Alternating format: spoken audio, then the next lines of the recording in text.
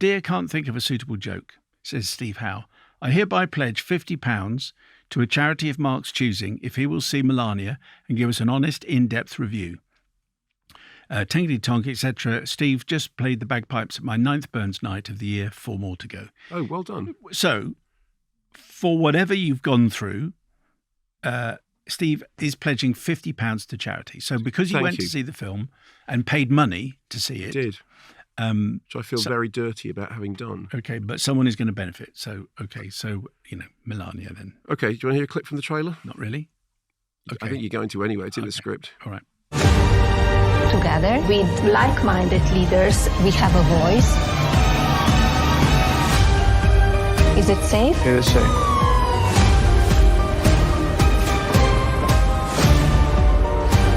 Everyone wants to know. So here it is.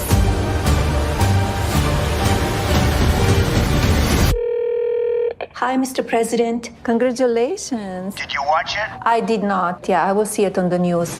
Well, here in the UK, everyone doesn't want to know. I mean, I said I paid to see it in Islington. There was 2 other people in the screening, one of whom might have been a journalist. I'm not sure. So here's just firstly, it's not a film. It is a bribe. It's a grubby piece of propaganda for which Amazon paid $40 million, which is a record amount, from which Melania personally pocketed $28 million. They also committed $35 million to marketing, not including promotion on socials, from Melania's husband, the President of the United States, and one of the most famous people in the world. So it took costs to $75 million. In the US, I think it took $7 million in its opening weekend. It will lose money, but that's how bribes work. You pay money and then you get things in return. So that is what it is. It's directed by Brett Ratner, who's been a pariah since multiple accusations of sexual misconduct back in 2017. He also, of course, features in the most recent dump of the Epstein files. Photographs of him have been everywhere since they happened.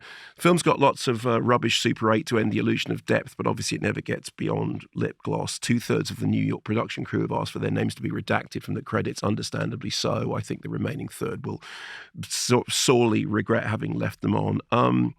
The film, just before the film started, there was a trailer for Michael, apparently Melania's favourite artist. So the film opens with the MGM logo, Scratch Your Artists, arts for art's sake. There is no art here at all. This is just all about money. We hear her robotic voice talking about family, business, philanthropy, and becoming the First Lady of the United States again. So it's basically the 20 days leading up to the inauguration of a convicted felon and adjudicated sexual assaulter to the presidency. She says, with my film, I want to show American people my journey from private citizen to public, nurturing my family. Then we go into Trump Tower, which is this, looks like somebody just sicked up a bunch of gold. It looks like the Paul Raymond Review Bar office, actually, weirdly, in Soho. Melania keeps talking about working. When she says working, she means trying on frocks. My creative vision is always clear, and it is my responsibility to communicate this with the people I work with. That is her work. She also says this is all leading to 4 days of celebration. I remember it as being a week of mourning, but there we are. We meet David, who she worked with on every single detail of the dresses and the balls. She says, I honour the tradition of the White House, which obviously her husband and her then said about destroying the minute they got in. They are literally destroying it as we speak. She talks about how hard it is to get the transition between the first families, which obviously a lot harder because when it happened with her, her family didn't cooperate with it at all. They didn't graciously meet anybody. They just stormed around being snot-nosed, overprivileged, rich people. She coos over a dress that she says is very chic and elegant, but you've probably seen it. It looks like she's been run over by a bike. She whines about needing to be a mother, a wife, a daughter, and a friend, and carps endlessly about my Be Best initiative and her vision to save the children. I should point out that since her husband came to power, children have been separated from their families, have been incarcerated. You have masked ICE agents running around the streets, killing people, killing American citizens on the streets, and kids being imprisoned and sent to detention centres.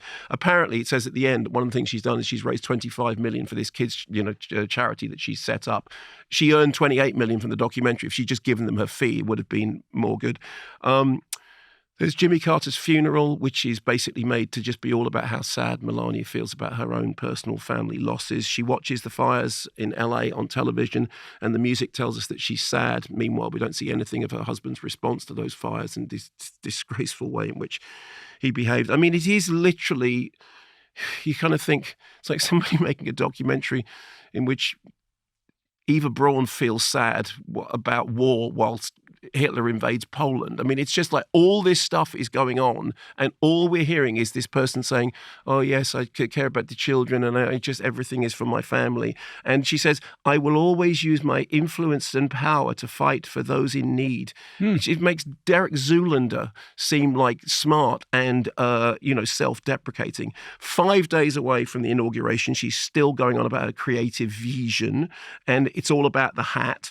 She talks about Mar-a-Lago as a refuge and a place I can exhale. And if you've ever seen anything from Mar-a-Lago, that's it. And then in its final act, it basically turns into Triumph of the Will. I mean, it's a piece of handsomely mounted crypto-fascist propaganda in which Melania basically talks about the American spirit is filled with hope and optimism. And she's saying this as the Trump family prepare to move into the White House to actually destroy democracy. And then you realize it's a heist movie. It's a heist movie about a crime family breaking into the seat of power and stealing the cutlery whilst destroying democracy.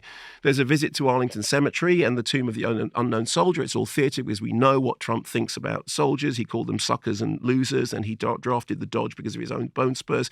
Melania says this is a powerful reminder that freedom is not free. She says as her family are preparing to enrich themselves, engorge themselves by getting into the White House, and basically corruption on a level never before seen. And then it gets really ugly.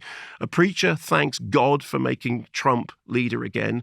Melania drones on about her elegance and sophistication. There is Inauguration Day, which is like reliving a nightmare. She says, it's all about hope and optimism.